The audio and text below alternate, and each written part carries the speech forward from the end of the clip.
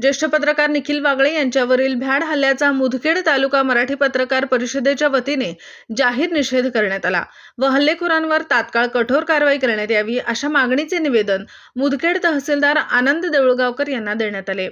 दिनांक 9 फेब्रुवारी रोजी ज्येष्ठ पत्रकार निखिल वागळे यांच्या कारवर पुण्यात दगडफेक करत हल्ला करण्यात आला। निखिल वागळे पुण्यात निर्भय बनोच्या कार्यक्रमासाठी व्याख्याता म्हणून उपस्थित राहण्यासाठी जात असताना हा हल्ला करण्यात आला। पुण्यातील खंडोजी बाबा चौकात निखिल वागळे यांची 4 चाकी वाहन अडवून दगडफेक आणि शाईफेक करत हल्ला केला होता।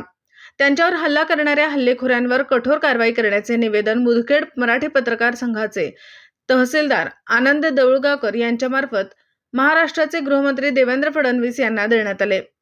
यावेळी जिल्हा मराठी पत्रकार परिषदेचे जिल्हा सदस्य प्रताप देशमुख बारडकर, मुदखेड तालुका पत्रकार संघाचे तालुकाध्यक्ष सिद्धार्थ चौंदते, ईश्वर पिंदलवार, अतिक अहमद, उत्तम हनुमंते, प्रल्हाद मस्के, दिनेश शर्मा, रुखमाजी शिंदे, नामदेव बिच्चेवाड, साहेबराव गागलवाड, संतोष दर्शनवाड, शेख इरफान, धम्मदाता कांबळे, अमोल टेकले, मोहम्मद फजल, नामदेव राहेरे, पिराजी गाडेकर, संतोष सावंत, मोहम्मद हाकिम यासह आदी पत्रकार उपस्थित होते। अतिक अहमद, तालुका मुदखेड, जिल्हा नांदेड।